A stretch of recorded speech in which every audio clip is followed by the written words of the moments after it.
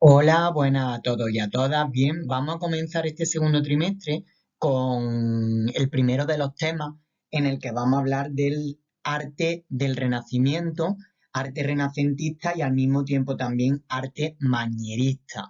Este tema se va a dividir en tres grandes bloques temáticos. El primero de ellos es el que vamos a comenzar ya, que es el Quattrocento italiano. Para empezar, sería interesante que realizásemos una pequeña introducción sobre lo que es el Renacimiento. Mirad, el Renacimiento, como veis ahí en la diapositiva, puede abarcar diferentes conceptos. Ya en el siglo XVI, como veis en la imagen, Ghiberti nos hablará del término Resnacere, es decir, una vuelta a los valores tradicionales de la antigüedad clásica. En el siglo XVI, Vasari va a utilizar el término renacimiento con el concepto rinascita para hacer referencia a la recuperación, a otra vez de nuevo emplear los modelos de la antigüedad clásica. Y en el siglo XIX, autores tales como Jules Michelet o Jacob Burckhardt van a hacer un concepto más general que aludirá a la etapa en la que se produce un auge, un impulso, un desarrollo del renacimiento del mundo italiano. Con respecto a las causas que explican el renacimiento, son varias. En primer lugar, como veis ahí, el fin de la crisis del siglo XIV, que tendrá como principal manifestación, por un lado, una recuperación de la población y una recuperación de la economía basada en un desarrollo comercial al mismo tiempo que un florecimiento urbano. Por otro lado, nos vamos a encontrar con un desarrollo del pensamiento de corte racional, así como también científico. Aparecerá una nueva organización política, es decir, los estados modernos. Además, también nos vamos a encontrar con que la idea, los conocimientos, se van a expandir gracias a nuevos inventos como por ejemplo la imprenta. Sin lugar a duda, también el Renacimiento supone un interés por los conocimientos del mundo clásico, lo que llevará a estudiar textos grecorromanos, por un lado. También dentro de este mundo grecorromano se estudiará, se analizará la ruina de Grecia y Roma, pero desde una perspectiva totalmente científica. Y también es muy importante la caída de Constantinopla en manos turcas en el año 1453, lo que dará pie a que muchos sabios portadores del conocimiento clásico tengan que huir de Constantinopla y se refugien en Italia. Por otro lado, el Renacimiento también supone una nueva mentalidad y esa nueva mentalidad viene definida por todos estos elementos que veis en pantalla. Por un lado, va a haber un deseo de saber cada vez más, ¿de acuerdo? Lo que hará que el pensamiento no quede limitado al mundo eclesiástico, sino que también quede o también se desarrolle en el mundo secular. Por otro lado, se le va a dar una importancia vital al talento, es decir, junto a la obra que está bien ejecutada y que transmite originalidad, también se le va a dar mucha importancia al proceso creador. De hecho, también en este periodo, gracias a esta valoración del talento, los intelectuales alcanzarán un estatus social importante, de reconocido prestigio, y las artes, que como ya vimos eran consideradas como oficios manuales, van a intentar adquirir un prestigio ¿por qué no científico? Como por ejemplo lo hará la arquitectura. Por otro lado, el antropocentrismo, que se opone a la visión teocéntrica que se tenía del mundo durante la Edad Media, lo que va a dar lugar a un realce de la ideología humanística en la que el hombre se va a convertir en el centro de todas las cosas y en las que se pretende buscar un ideal de belleza siguiendo las proporciones del arquitecto Vitruvio, ¿de acuerdo? El hombre vitruviano, como se conoce popularmente. Por otro lado, nos vamos a encontrar que por primera vez se va a valorar la obra de arte desde un punto de vista racional. ¿Qué quiere decir esto? Bueno, pues que van a surgir los primeros críticos del arte y por otro lado se va a recuperar lo que es el valor estético, el valor por la belleza. Durante la Edad Media hemos visto que se va a priorizar que la obra de arte sea funcional. ¿Por qué surge en Italia? La pregunta que nos hacemos ahora es ¿por qué el Renacimiento tiene lugar en territorio italiano por primera vez en la historia? Las causas son varias. En primer lugar, nos vamos a encontrar en Italia con un auge de la economía gracias al comercio en la zona centro y en la zona norte. Por otro lado, nos vamos a encontrar que Italia se encuentra fragmentada en múltiples ciudades-estados, unas ciudades-estado que van a apostar por el lujo, que van a apostar por la belleza, que van a entender que la cultura es un elemento de prestigio social y precisamente ese gusto por el lujo y la belleza y ese prestigio social que otorga las connotaciones culturales dará lugar a que surjan los primeros coleccionistas y que surjan las primeras personas que van a apostar por subvencionar la creación de obras artísticas. Estamos hablando de los mecenas. Otra de las causas que explican el resurgir del Renacimiento en Italia es precisamente la tradición del mundo romano que pervive en Italia pues de una manera bastante fuerte.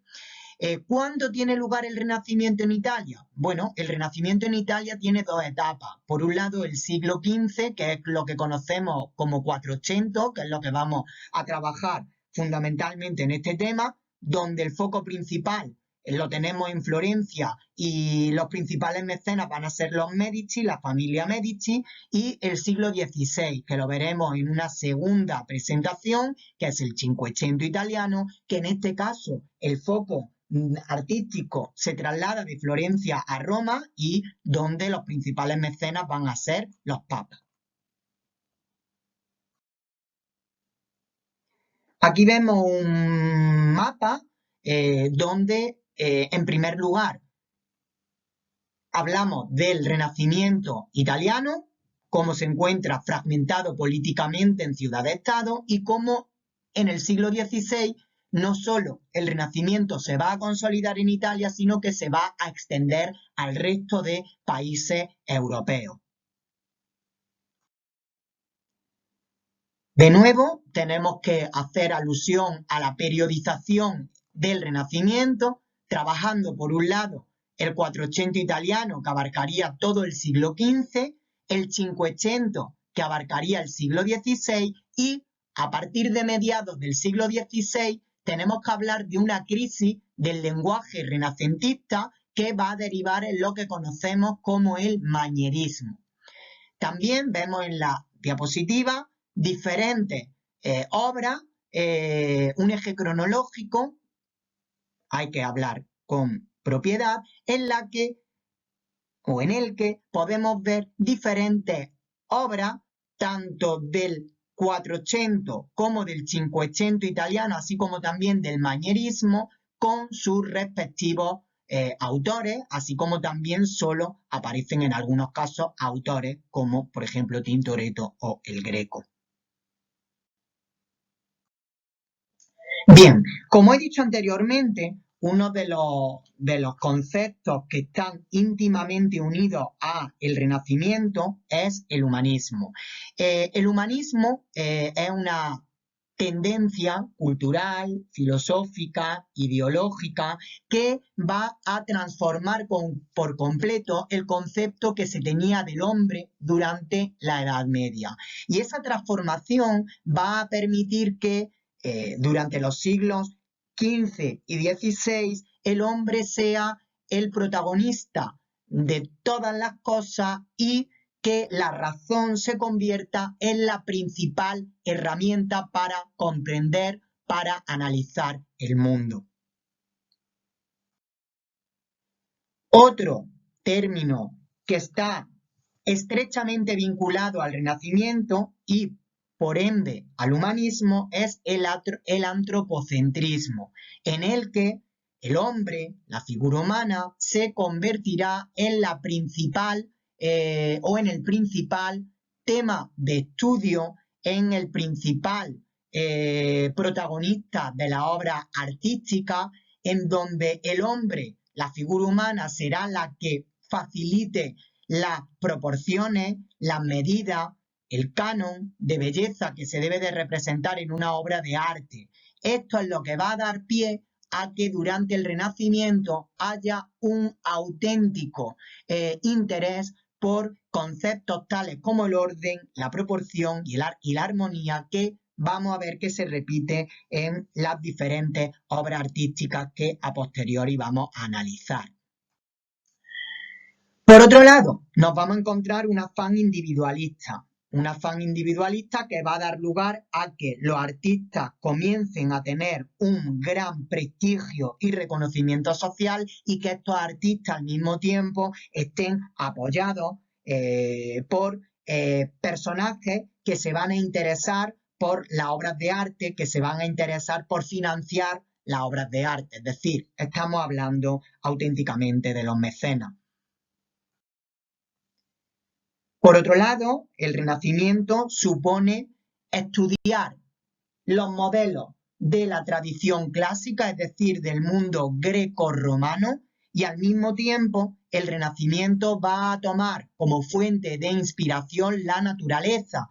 Por ello, no es de extrañar que a lo largo de las diferentes obras artísticas veamos numerosos paisajes. Y ahora sí, vamos a adentrarnos, propiamente dicho, en el Quattrocento italiano.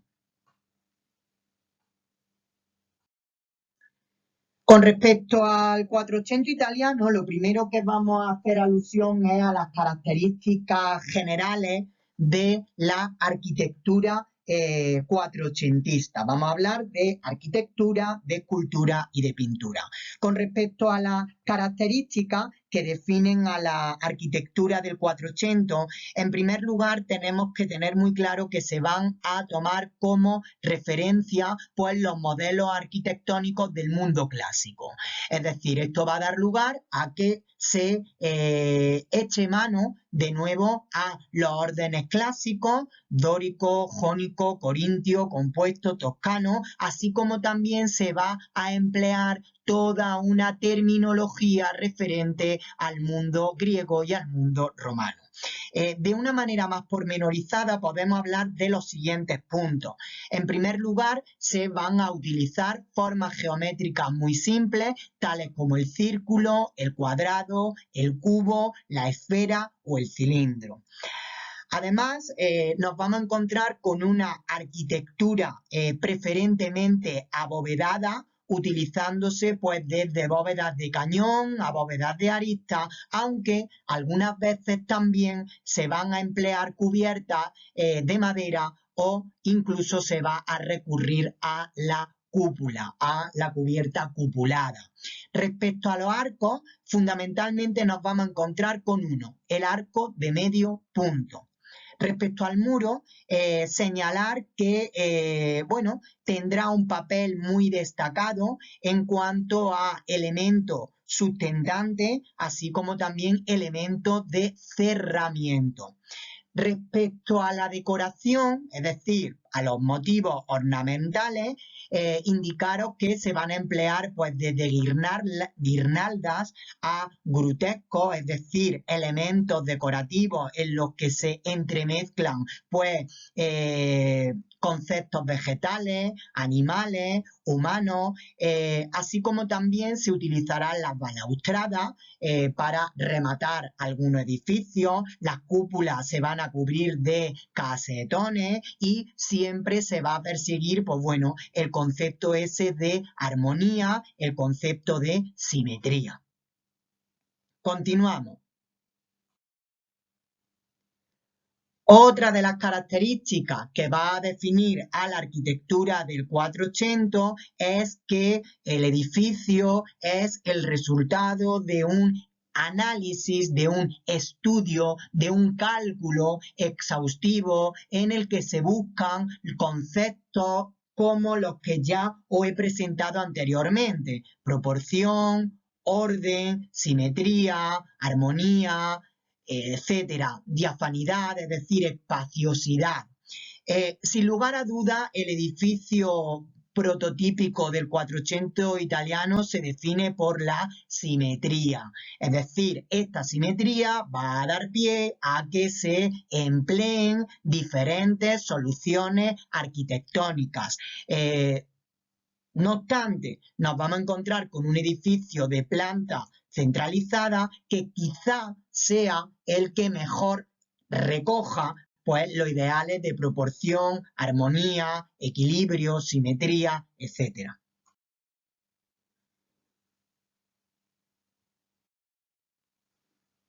En primer lugar, vamos a hablar de la primera gran obra arquitectónica del Renacimiento.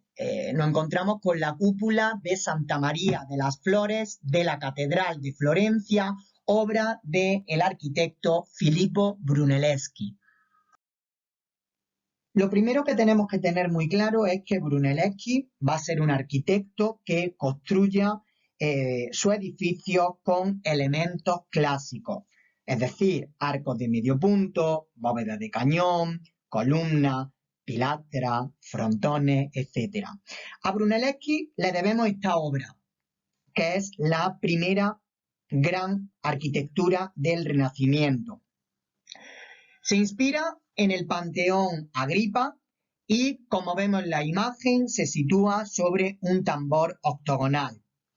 Sus dimensiones son auténticamente colosales, gracias a una ingeniosa solución técnica: hacer en realidad dos cúpulas unidas. La interior, como vemos en pantalla, semiesférica, y la exterior apuntada. En el exterior destaca, como veis, el efecto de su policromía. Los gallones de teja roja quedan separados por 8 nervios blancos que se unen en la linterna superior, la cual acentúa la verticalidad de la cúpula. Esta obra es de gran trascendencia y servirá de modelo a la cúpula de San Pedro del Vaticano, realizada por Miguel Ángel.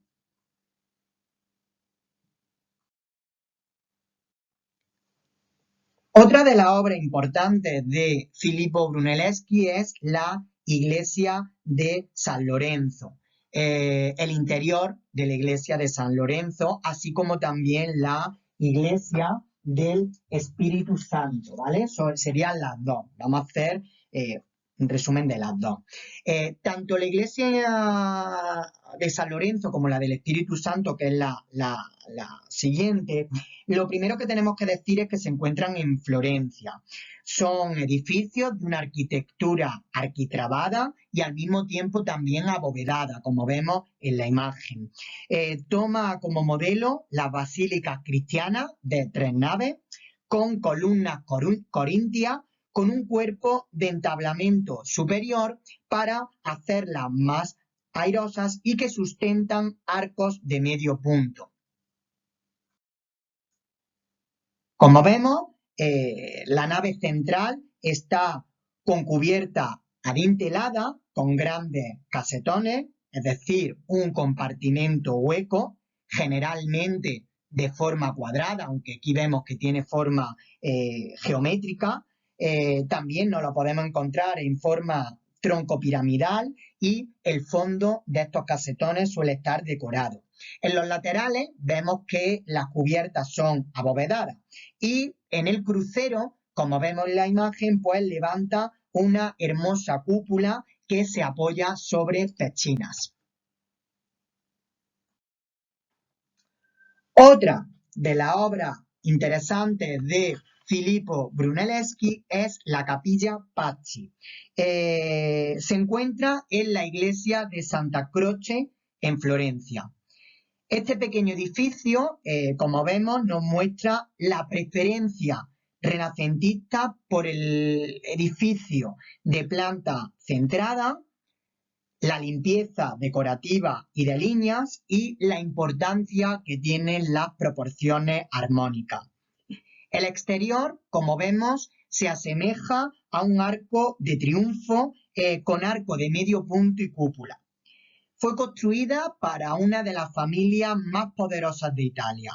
Se trata de una pequeña edificación en la que empleó elementos del lenguaje clásico, aprendidos a través del arte romano, especialmente del Panteón de Roma, y por otro lado también tiene alusiones claramente matemáticas.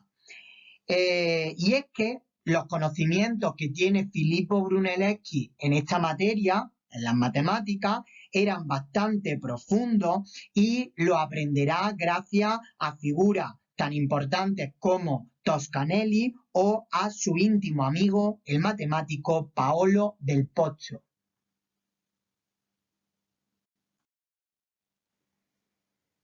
Por otro lado, si algo también le tenemos que agradecer a Filippo Brunelleschi es que planteará o fijará el modelo de palacio renacentista con almohadillado a la rústica, como hacían los antiguos romanos. Ejemplo de esto es el Palacio Pitti en Florencia, que se convierte en el palacio renacentista básico y fundamental.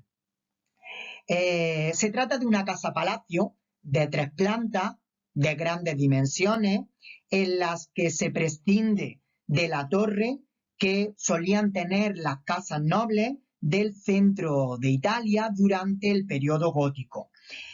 Para romper la monotonía de la gran fachada, pues juega con el claroscuro del almohadillado, es decir, sillería con las juntas biseladas y rehundidas. Los ventanales, como vemos en la imagen, tienen arcos y los diferentes pisos son adintelados. Asimismo, utiliza óculos para dar más viveza y colorido a la fachada. En definitiva, se trata de un edificio elegante y de magníficas proporciones. También muy interesante es la loggia del Hospital de los Inocentes en Florencia, una obra que Brunelleschi realiza entre 1419 y 1444, ahí hay una errata, hay que ponerle un 4 más. Como vemos, se trata de un espacio exterior porticado que nos recuerda muchísimo a los foros romanos. En él volvemos a apreciar el gusto de Brunelleschi por las arcadas sobre columna exenta que también encontramos, como hemos visto anteriormente, en el interior de la iglesia de San Lorenzo.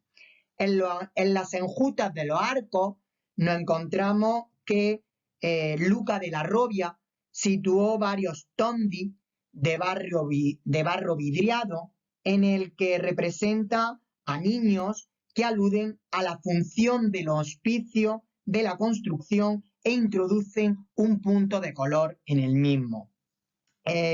Podemos decir que es el primer gran proyecto realizado íntegramente por Filippo Brunelleschi. De esta manera pasamos a otro de los grandes arquitectos del Quattrocento italiano, es Alberti. Encarna el artista científico y erudito escribiendo tratados de arquitectura, como por ejemplo el de Re Edificatoria, así como también escribirá tratados de escultura y pintura. Su iglesia son la praxis de su obra teórica y generalmente los va a llamar a su iglesia, las va a llamar templos, en un deseo de aunar, de unificar lo clásico y lo cristiano. En primer lugar, nos encontramos con esta iglesia de Santa María Novella, en el que Alberti distribuye la fachada a semejanza de un arco de triunfo romano con un gran frontón. Utilizó la fórmula geométrica en dicha fachada, se decoró con mármoles de colores siguiendo las técnicas típicas de la zona de la Toscana, incluso también de la tradición romana, y en ella, en esta fachada, vemos dos inmensas volutas que sirven de unión entre la parte inferior y la parte superior.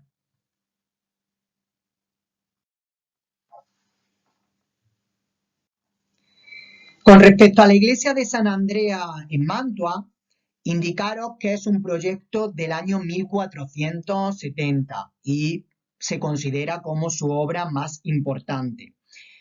Esta iglesia nos está anunciando el modelo de planta para la iglesia de los jesuitas que perfilará totalmente Vignola ya en el siglo XVI. Se trata de una iglesia de planta de cruz latina con una cúpula en el centro del crucero y además cuenta con capillas laterales. En el exterior, como vemos, la fachada, de nuevo, nos recuerda a un gran arco del triunfo, en concreto al arco de Tito.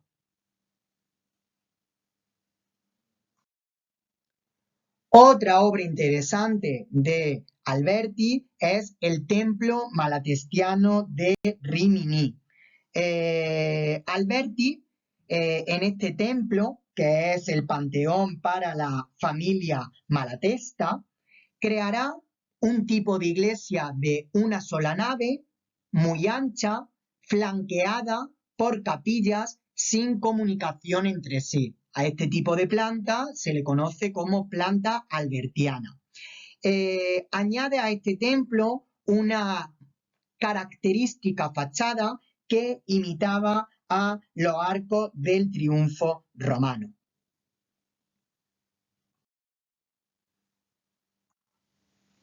También obra de Alberti es el Palacio Rucellai, en el que, bueno, tenemos que decir que a Alberti se le debe otra concepción del palacio renacentista, introduciendo novedades con respecto a los palacios, con respecto al modelo palaciego de Brunelleschi.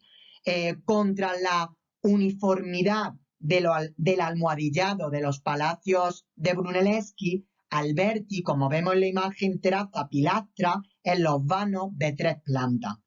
Este palacio, que se construye entre los años 1447 y 1451, es otra de sus obras más interesantes, en cuyo zócalo podemos ver el opus reticulatum, es decir, un aparejo que representa aspecto de retícula. Indicaros ya por último que Alberti hizo importantes descripciones de ciudades, por lo que fue solicitado como asesor en Pienza, donde plantea el modelo ideal de ciudad renacentista abierta con sus plazas mayores.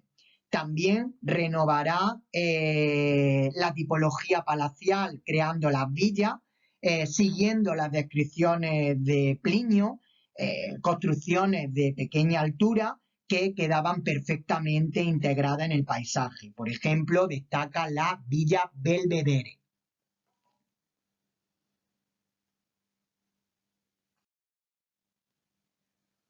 Otro arquitecto importante de este periodo es, sin lugar a duda, Micheloccioli, que va a crear este Palacio Medici-Riccardi inspirándose o tomando como referencia tanto el modelo palaciego de Brunelleschi como el modelo de palacio del propio Alberti que acabamos de ver anteriormente.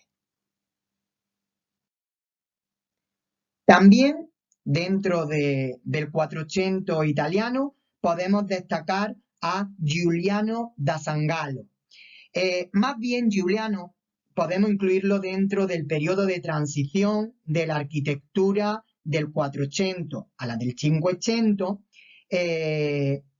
¿Por qué? Bueno, fundamentalmente porque Giuliano, a su conocimiento de la obra de Brunelleschi y de Alberti, debemos de sumar un cierto estudio, aunque ciertamente no muy profundo, de la arquitectura romana. Digamos que el propio Giuliano da Sangallo, al que le debemos obras tan interesantes como Santa María delle Carceri, destaca también por la siguiente obra que os voy a presentar a continuación. Esta Villa Medici. Digamos que, sin lugar a duda, es el autor de la primera villa renacentista, esta Villa Medici, ubicada en Poggio a Gaiano, iniciada en el año 1480 y en la que existen muchos elementos que invitan a pensar en la antigüedad clásica, como esa especie de pronaos que antecede al edificio. De este modo, pasaríamos a hablar de la escultura del Quattrocento italiano, en el que las principales características son el empleo de materiales como el mármol y el bronce de gran calidad técnica, donde los principales temas van a ser el hombre y la naturaleza, lo que va a dar lugar a que se intensifique el naturalismo en un intento por representar la realidad, aunque algunas veces suele ser idealizada. Se pretende establecer modelos ideales, modelos de belleza ideal que expresen o que manifiesten cuál sería el canon de belleza ideal, por lo tanto, entroncado directamente con el Renacimiento. También existe un interés por representar la expresividad en la escultura y hay un claro gusto por aquello que hace alusión a la anécdota del Quattrocento, mientras que en el Cinquecento nos vamos a encontrar con una escultura más bien de carácter monumental, ¿de acuerdo? Bien, seguimos. También destacan, en cuanto a la tipología, esculturas de bulto redondo, que adopta múltiples fórmulas que van desde, bueno, los bustos, figuras de cuerpo entero, elementos funerarios, escultura ecuestre, etc. El relieve también se va a trabajar. Vamos a encontrarnos con el alto relieve, el medio relieve y el bajo relieve, en el que se intenta dar una sensación de profundidad. En el Quattrocento hay una mayor tendencia por los relieves planos, mientras que en el Cinquecento nos vamos a encontrar con una tendencia al alto relieve. La escultura renacentista, de nuevo, se define por elementos, por características tales como la proporción, la simetría, el canon, aunque los temas suelen ser fundamentalmente religiosos, ¿de acuerdo? Y será lo religioso la plataforma que sirva para alcanzar el ideal de belleza, centrándose fundamentalmente en la figura que va a permitir pues un estudio exhaustivo de su anatomía gracias al desnudo y gracias al retrato. Esto no quita a que en el Quattrocento también podamos hablar de, temas de carácter mitológico en las representaciones escultóricas. Con respecto a la escultura, en primer lugar, tenemos que hablar de Ghiberti. Ghiberti es el escultor que va a introducir la escultura naturalista en Florencia al labrar las puertas del Batisperio, que es lo que vemos en la imagen. Supone una auténtica revelación de la escultura renacentista. Vemos que son una escultura en formato cuadrado, que se diferencia bastante del lobulado tradicional, donde nos encontramos con una concepción pictórica del relieve en el que se incluye la perspectiva, el paisaje, arquitecturas clásicas e incluso crea una gran atmósfera. En el año 1401 se convoca un concurso que ganó Ghiberti para realizar la segunda y tercera puertas del Batisperio. El tema propuesto para el concurso fue el sacrificio de Isaac. Ghiberti se muestra más clásico, con una gran capacidad narrativa y un sentido de la perspectiva realmente increíble. Las puertas del paraíso, como denominó Miguel Ángel, a las terceras puertas del baptisperio, están decoradas con varias escenas de carácter bíblico. Una escena de carácter bíblico que van desde la creación de Adán y Eva hasta el encuentro del rey Salomón con la reina de Saba. Haciendo gala de su dominio de la técnica del relieve del schiacciato, es decir, consistente en la multiplicación de los planos de profundidad, las figuras del primer plano tienen más bulto que las del fondo. Esto, evidentemente, le permite representar la perspectiva, a lo cual contribuye el paisaje de fondo. Señalaros que los personajes se mueven cómodamente en amplios espacios naturales y ampulosos marcos arquitectónicos. De esta manera pasaríamos a hablar de el más grande escultor cuatrocentista, Donatello, que se caracteriza por utilizar el sistema de proporciones de la antigüedad clásica, así como también la técnica del schiacciato. Una de sus primeras obras es esta, la tribuna de la Catedral de Florencia. El parecido con los sarcófagos romanos es más que evidente. A Donatello le encanta esculpir a niños. Interpreta maravillosamente la alegría infantil. Unas veces hace de la risa de un niño el tema de un busto y otras, como aquí, desarrolla el tema de la alegría infantil en grupos de niños que, rebosantes de vida y de rostro más graciosos y expresivos que correctos, desfilan ante nosotros saltando y cantando en el más bello desorden.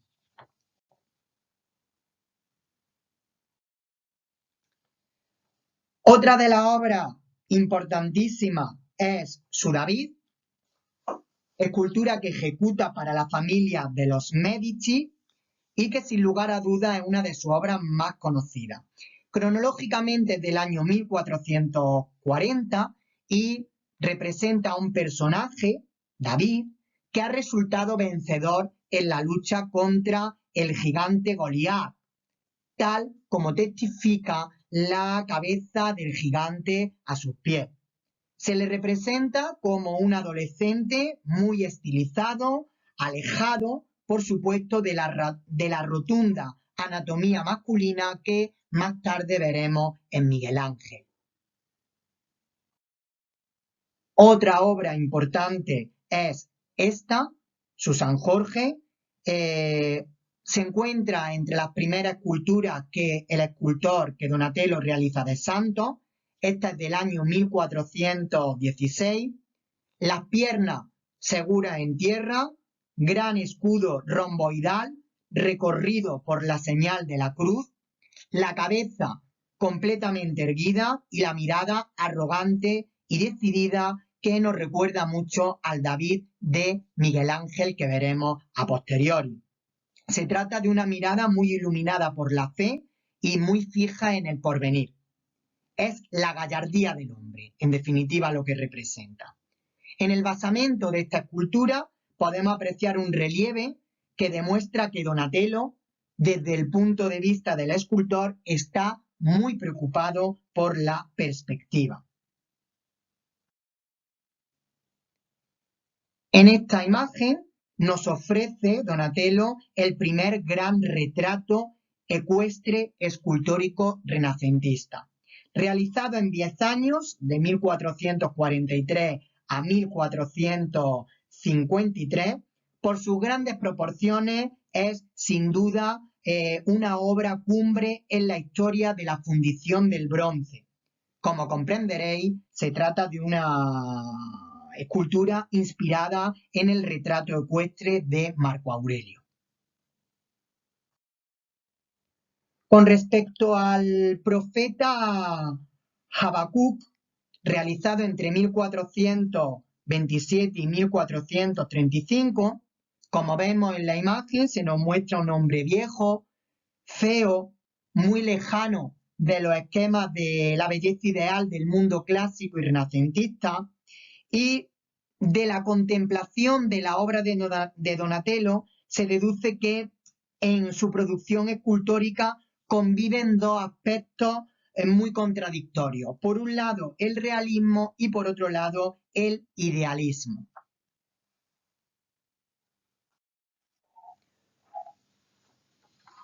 Y por último, pues, podemos destacar esta obra del relieve del festín de Herodes, que se encuentra en el Batisperio de Siena y que de nuevo pues cumple estas características de Donatello, pues el empleo del sistema de proporciones clásico y de nuevo apreciamos la técnica del schiacciato. De esta manera pasaríamos al último apartado del tema, que es la pintura del Quattrocento italiano.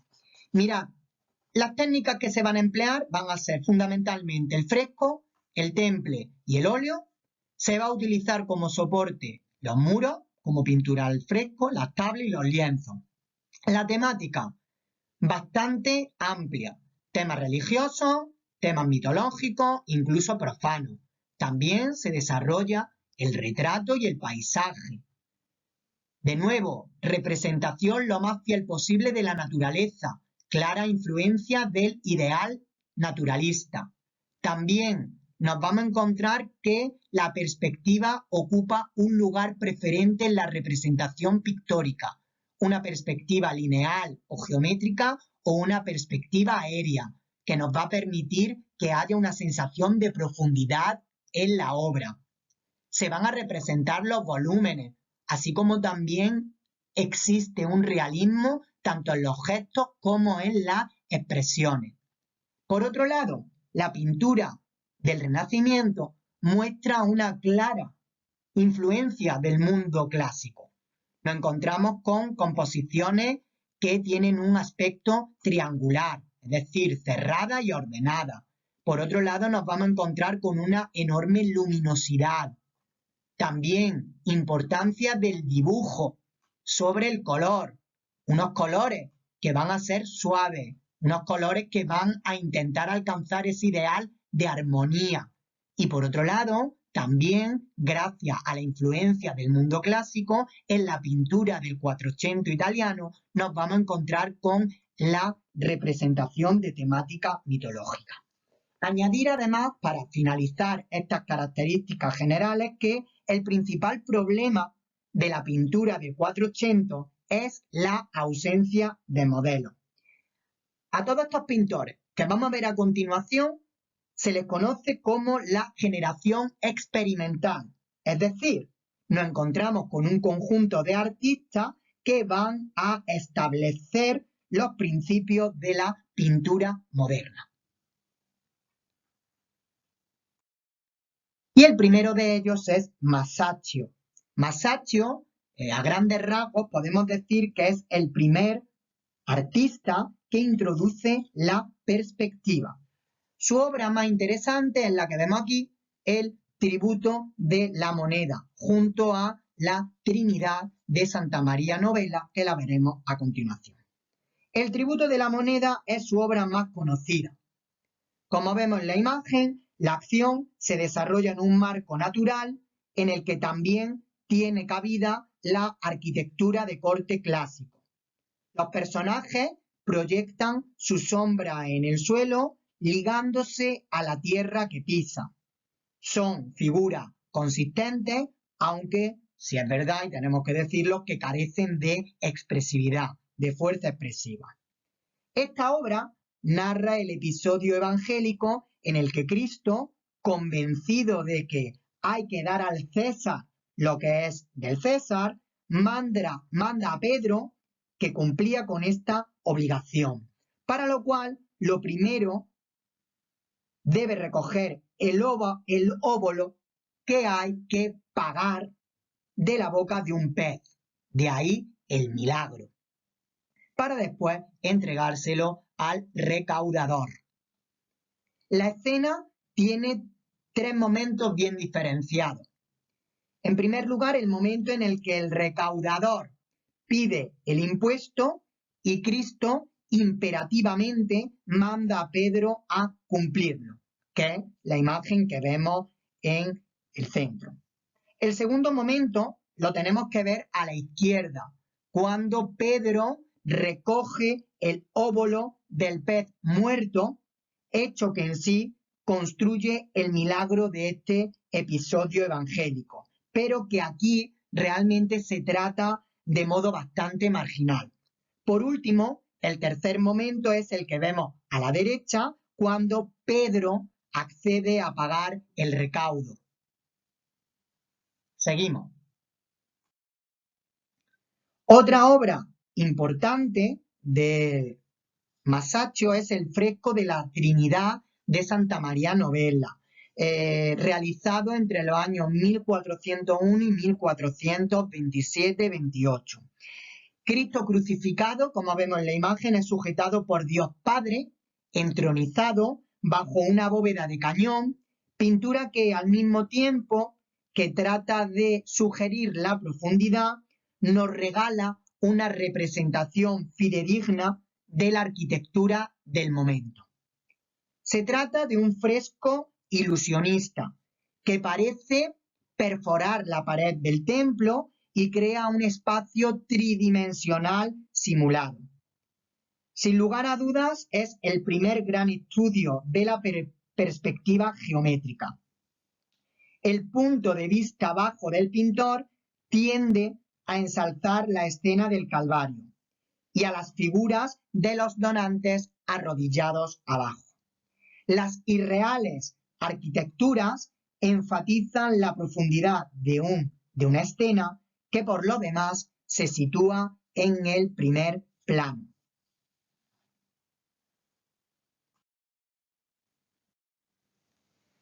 De esta manera pasaríamos a hablar de Frangélico.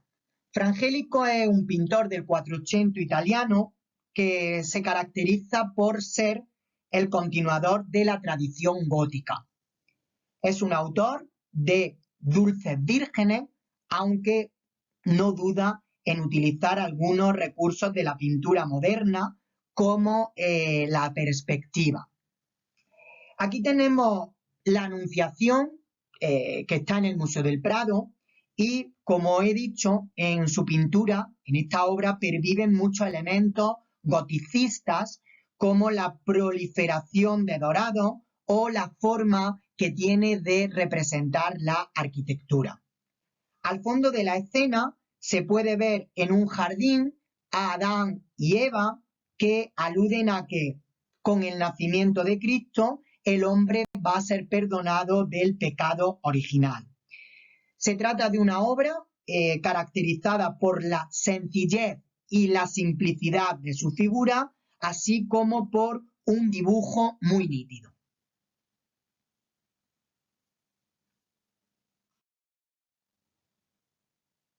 También de Frangélico debemos de destacar la Anunciación del convento de San Marcos, y es que en este convento de San Marcos, de Florencia, Frangélico va a decorar las celdas y los pasillos con temas de la vida de Jesús y de los monjes dominicos. En ello mantiene, como vemos en la imagen, una preocupación por el volumen de la figura, por la composición y por la naturalidad del movimiento, al mismo tiempo que desprecia la preocupación tanto por el espacio como por la naturaleza. Otro pintor del 400 italiano es Piero della Francesca, que centrará su preocupación fundamentalmente en los juegos de luces y sombras, así como también en la proporción.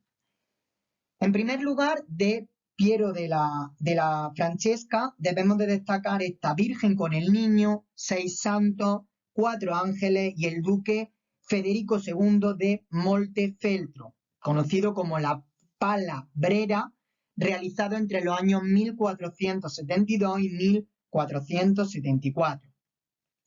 La escena tiene lugar en un gran templo marmóreo similar a un monumento romano de la era imperial.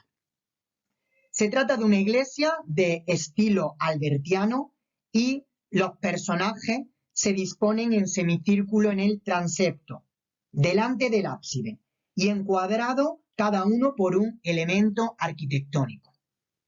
En el centro de la composición se encuentra la Virgen. En su rodilla yace el niño dormido.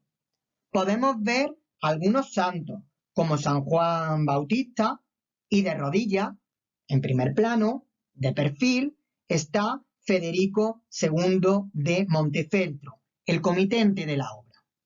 La venerea y el huevo han tenido múltiples interpretaciones, pero la más aceptada es la de identificar al huevo con la encarnación de Cristo. Destaca en la obra el juego de luz que dibuja la sombra de la venérea de la cúpula absidiana.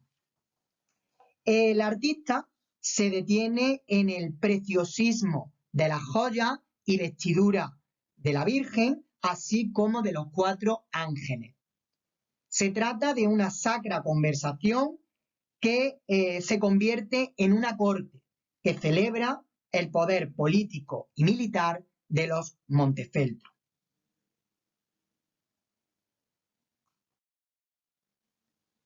Hacia el año 1450, Piero della Francesca realiza este bautismo de Cristo, en donde vemos que Cristo, la paloma blanca y la mano del Bautista forman un eje central entre el árbol y San Juan. A la izquierda, las 3 figuras que vemos equilibran el grupo de hombres y por otro lado también lo equilibra el bañista de la derecha. El bautismo es el sacramento del renacer, de la purificación, celebrado en el cuadro por una naturaleza primaveral, tersa en el cielo y en la limpieza del arroyo, es decir, se está representando la pureza de un paisaje sereno. El gesto del bautista es elegante y al mismo tiempo respetuoso. Las 3 figuras de la derecha, por un lado la central es la concordia y por otro lado vemos un ángel que lleva la rama de olivo en la cabeza, lo que representa la paz. Otros autores, otros críticos proponen la alegoría de las 3 virtudes teologales o la alegoría de las 3 gracias en esta representación. La figura de Cristo, nos vamos a centrar en ella ahora. Vemos que presenta un clásico volumen de mármol, los ojos bajos que parece anunciarnos que está contemplando su propio destino. Las figuras de la parte izquierda están vestidas al estilo oriental, una de las cuales parece que está señalando al cielo un posible misterio de luz que es ocultado por el árbol. De Piero della Francesca también es esta obra, La leyenda de la Veracruz, es decir, la adoración del Santo Madero y el encuentro de Salomón con la reina de Saba. Una obra realizada entre 1452 y 1459 y en el que vemos, en el centro del fresco, cómo el árbol de la cruz ha sido derribado y se usa como puentecillo sobre una especie de río. La reina de Saba, delante del puente, tiene una premonición. En ese madero será crucificado Cristo. Por ello, se detiene a adorarlo. A la derecha, durante el encuentro con Salomón en su palacio, la reina le revela su premonición. El rey comprende que esto significa el fin del reino de Israel y por ello hace enterrar el tronco. La escena se ha interpretado como una alegoría de la reconciliación de las dos iglesias, la de Oriente y la de Occidente. El madero marca la frontera entre las dos escenas, que describen dos momentos de la vida cortesana, caracterizados por el uso de colores saturados. El aire clásico de la arquitectura del Palacio de Salomón pone de manifiesto la rigurosa capacidad perspectiva de Piero y la influencia de Alberti. A la izquierda, la escena al aire libre, a la derecha, un interior. La poderosa columna divide la composición. A la izquierda, los escuderos con los caballos y las damas, junto a la reina arrodillada, ocupan el cono ideal que proyectan los dos árboles.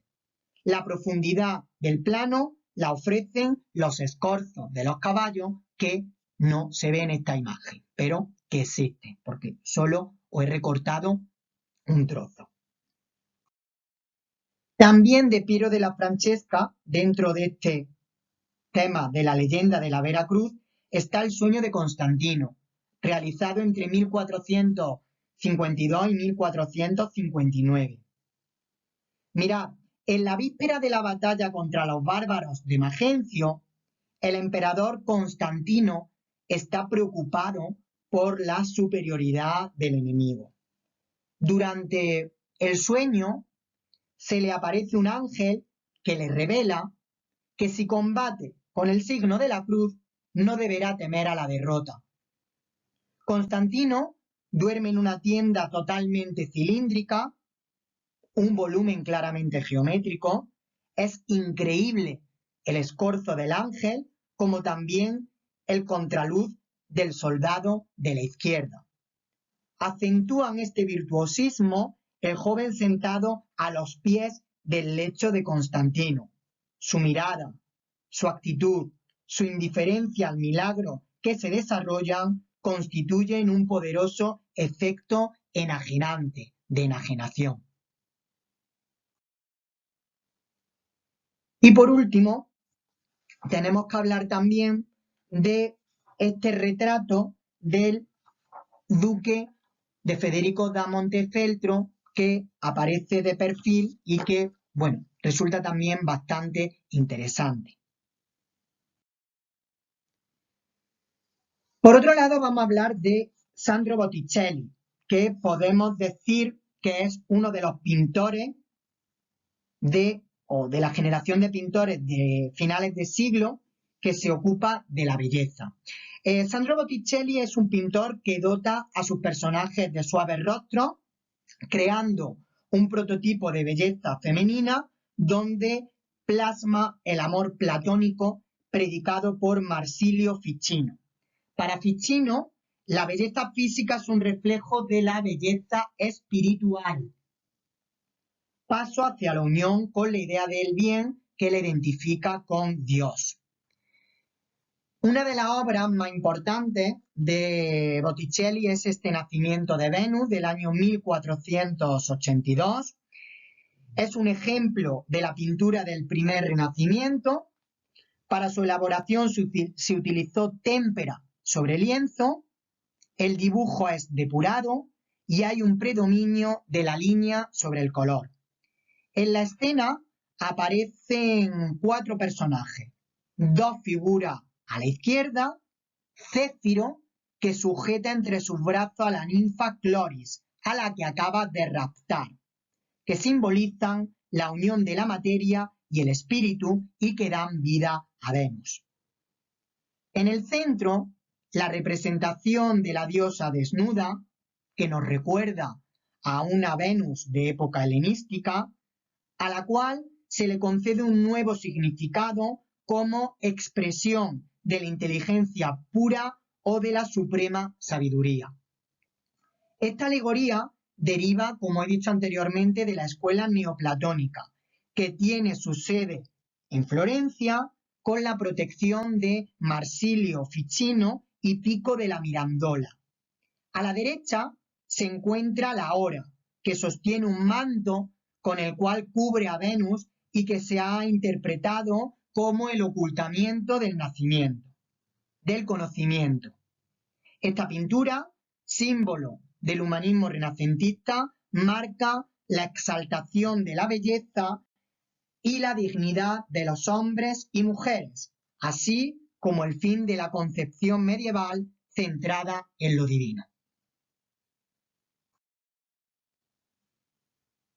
Lo que vemos en imagen es una obra tras la que se esconde un significado neoplatónico de difícil comprensión. La primavera es una obra del año 1478. El eje compositivo de esta obra lo marca la representación alegórica de la primavera. Céfiro rapta a una ninfa y junto a ellos Flora, esparciendo las flores que anuncian la llegada de la nueva estación. A la izquierda aparecen danzando las tres gracias, belleza rubia, de ojos claros y melancólicos. En la antigüedad clásica se las consideraba, a estas tres gracias, doncellas de Venus, mientras que en el cristianismo se aprovechó su valor temario para darle un nuevo simbolismo desvinculado de Venus. Durante el Renacimiento fueron consideradas una trinidad: castidad, pulcritud y voluptuosidad, de la cual Venus era la unidad, es decir, la suprema belleza, de una forma muy semejante como el Padre, el Hijo y el Espíritu Santo son considerados el triple aspecto de la deidad. Al lado, Mercurio, como mensajero de los dioses, señala el cielo, donde se halla el verdadero amor. Con ello se pretende indicar todo el ciclo. Vamos a resumir. Céfiro representa la belleza material. Las tres gracias, la comprensión del mundo en contacto con el amor de Venus. Y Mercurio, la posibilidad de que el amante de la belleza alcance la visión del mundo celeste de las ideas. Otra obra de Sandro Botticelli es La calumnia, realizada en 1495. En este cuadro, Botticelli quiso reconstruir el tema clásico de Apeles, descrito por Luciano. Sin embargo, la obra se sale de lo clásico, dado su excesivo movimiento, lo que nos permite pensar que la ola de fanatismo que asolaba a Italia le induce a crear esta obra donde funde lo clásico con el cristianismo. Vamos a contar un poco el tema de Apeles. El rey Midas, aconsejado por la sospecha y la ignorancia, como vemos en el cuadro, tiende la mano a la envidia, la cual conduce a la calumnia encendiendo el fuego de su pasión, representada por la antorcha. Otras dos figuras son el fraude y los celos. La calumnia arrastra a la víctima por los cabellos, medio desnuda, a los pies del rey Midas con sus orejas de asno. Detrás, el remordimiento avergonzado, vestido de negro, que mira a la verdad, desnuda, la cual dirige su mano y vista hacia el cielo. La estancia está totalmente decorada con escenas de la antigüedad clásica, del Antiguo Testamento e historias de Boccaccio. El poder destructor del tiempo, se manifiesta en el paisaje desolador. Otros pintores importantes del Quattrocento italiano son, por un lado vemos a Piero della Francesca, Paolo Uccello, Piero lo hemos visto antes, que se siente preocupado por la perspectiva y el movimiento.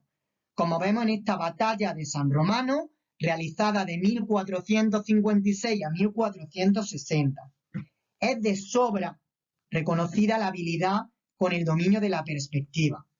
Pintó Paolo Uccello escenas de lucha, de batallas como esta, que se encuentra en el despacho de Lorenzo de Medici. Esta obra es la escena bélica más difundida y que tendrá una gran trascendencia posteriormente. Por último, vamos a hablar de Mantegna.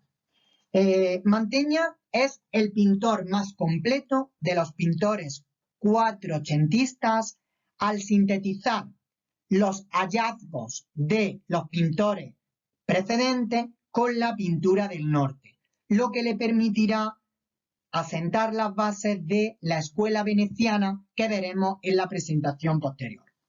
Su concepción de la perspectiva se trata del punto de vista bajo, que posibilita proyectar figuras en un cielo imaginario. Aquí tenemos dos. Por un lado, este punto de vista bajo que lo aplica en la cúpula de la Cámara de los Esposos en el Palacio Ducal de Mantua, pero también Mantegna es autor de extraordinarios escorzos, como este Cristo muerto. Es una obra realmente espectacular, porque además de innovar en el tratamiento de la perspectiva, es una pintura auténticamente clásica, por su sobriedad, detalle y claridad. En última instancia, se trata del escorzo más valiente y atrevido realizado hasta entonces. Al representar a Cristo con los pies por delante, se ve obligado a utilizar una perspectiva con la línea horizontal muy baja, conocida como la perspectiva de rana, lo que, si bien resulta una temeridad plástica, crea una tremenda profundidad. Por otra parte, también la realización es rotunda en este caso, con una gran dureza de perfiles y contornos y una delineación total. La línea evidentemente prevalece, reafirmando el sentido escultórico de todos los elementos, con las llagas que, como vemos, aparecen huecas.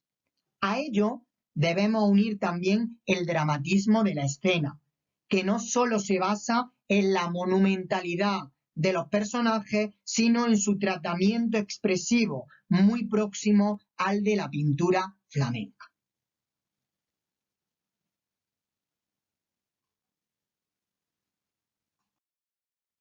Bien, pues con esto acabaríamos la primera parte del tema del Renacimiento y del arte manierista, y tenéis que comentar la siguiente diapositiva, que la he explicado en clase y que las tenéis también aquí en la presentación del PowerPoint. Este sería el comentario número 1, este sería el comentario número 2, este sería el 3, este sería el 4, el 5, el 6, el 7, el 8, el 9, el 10,